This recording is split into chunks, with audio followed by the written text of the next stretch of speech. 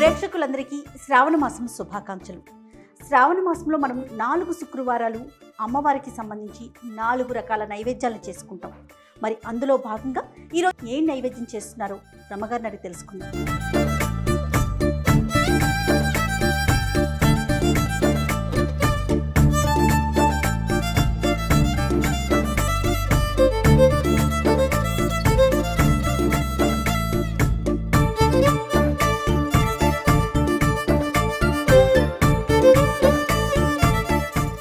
నమస్తే రమ్మగారు. నమస్తే జయ. రమ్మగారు, శ్రావణ మాసంలోకి వెళ్ళిపోయాము. ప్రతి శుక్రవారం కూడా అమ్మవారికి ఒక్కొక్క నైవేద్యం చొప్పున పెట్టుకుంటూ ఉంటాం కదా. ఈరోజు మనం ఏం నైవేద్యం చేసి చూపించబోతున్నాం? పరమాన్నం చేద్దాం. ఓకే. మామూలుగా మనం సింపుల్ గా ఈజీగా కుక్కర్లో చేసి చూపించాం. ఇత్తడి గిన్నెలో అన్నం పరమాన్నం ఏ గిన్నెలో అయినా మనం విడిగా పాలతో ఉడికించుకుని చేయటం కొంచెం టైం టేకింగ్, కాకపోతే సంప్రదాయబద్ధమైన విధానం. ఓకే. పాలు మరిగిన పాలలో బియ్యం వేసి అది ఉడికిన తర్వాత అప్పుడు బెల్లమో వేసి చేసుకోవటం, అలా చేసి చూపిద్దాం. ఓకే. ఇత్తడి గిన్నె అనగానే ఒక ఆధ్యాత్మిక భావన వచ్చేస్తుంది రమ్మగారు. ఎందుకో అలాంటి ఫీల్ అనిపిస్తూ ఉంటుంది, పురాతన భావన వల్ల. అది మామూలుగా ఇత్తడి వస్తువు ఏదైనా గిన్నె స్టవ్ మీద పెట్టేటప్పుడు పాలు పోయాలంటే ఖచ్చితంగా గిన్నెలో తడి ఉండాలి. పొడి గిన్నె పెట్టి అది గిన్నె వేడెక్కకపోయకూడదు. మనం ఏ గ్లాస్తో పాయసం చేయదలుచుకున్నామో దానికి 6 గ్లాసుల పాలు కావాలి మనకి. 1:6. 4 గ్లాసుల పాలు, ఒక 2 గ్లాసులు నీళ్లు పోసాం. ఇందులో పోసేస్తాను.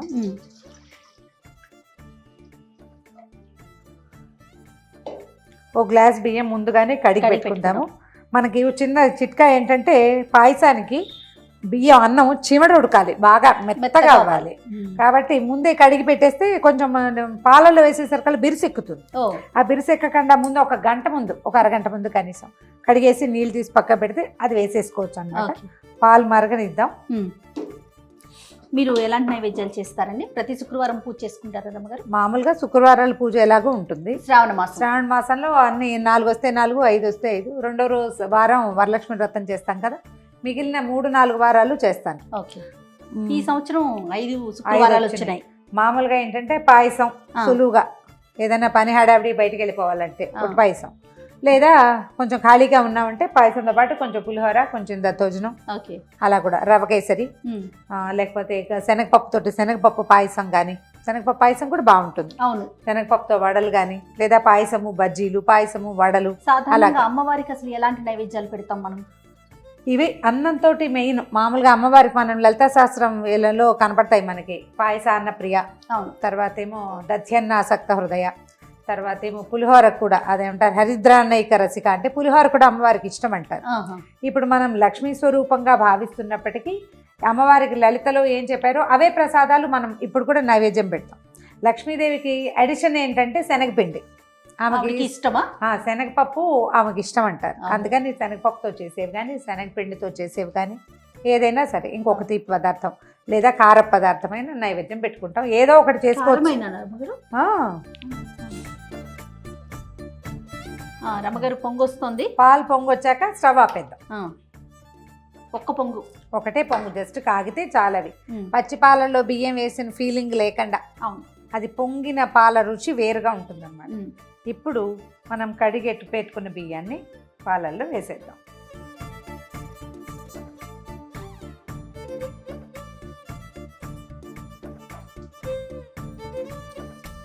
ఇత్తడి గిన్నె ఉంటే పాయసానికి బాగుంటుంది. అవును. గరిటె పెట్టి ఒకసారి కలిపేసి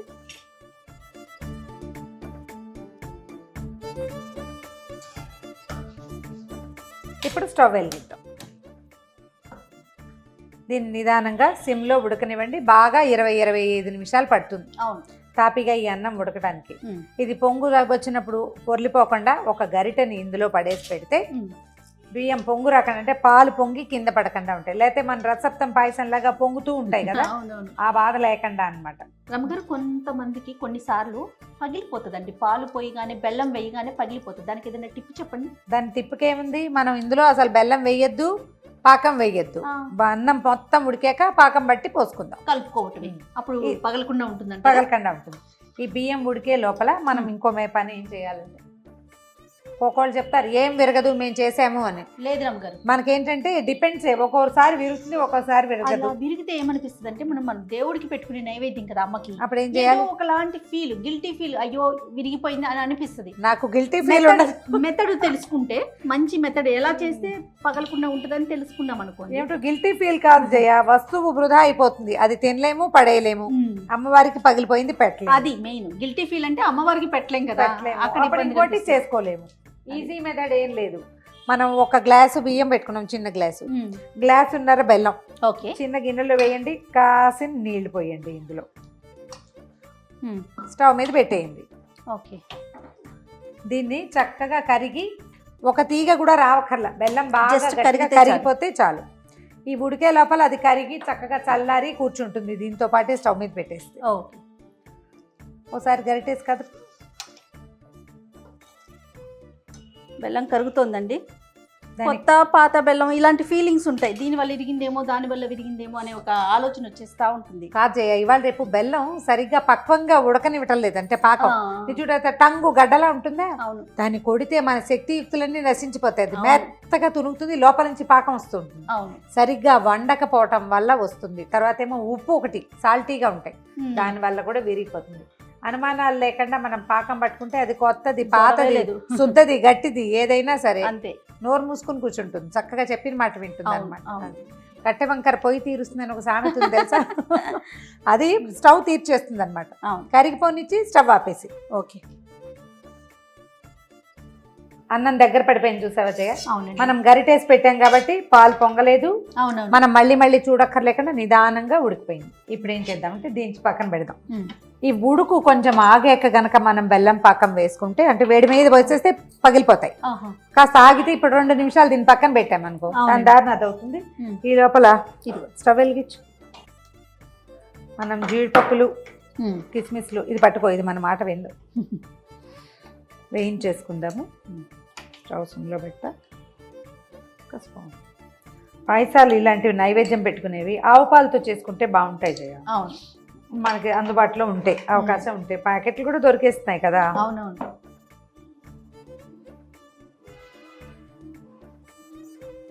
జీడిపప్పులు కిస్మిస్లు మీకు ఆసక్తి ఉంటే ఇందులో ఏలకపొడితో పాటు పచ్చకర్పూరం కూడా వేసుకోవచ్చు. కాకపోతే పచ్చకర్పూరం స్పెషల్లీ పొంగల్కి బాగుంటుంది చాలా, పాయసంలో కూడా వేసుకోవచ్చు. జీడిపప్పులు కిస్మిస్లు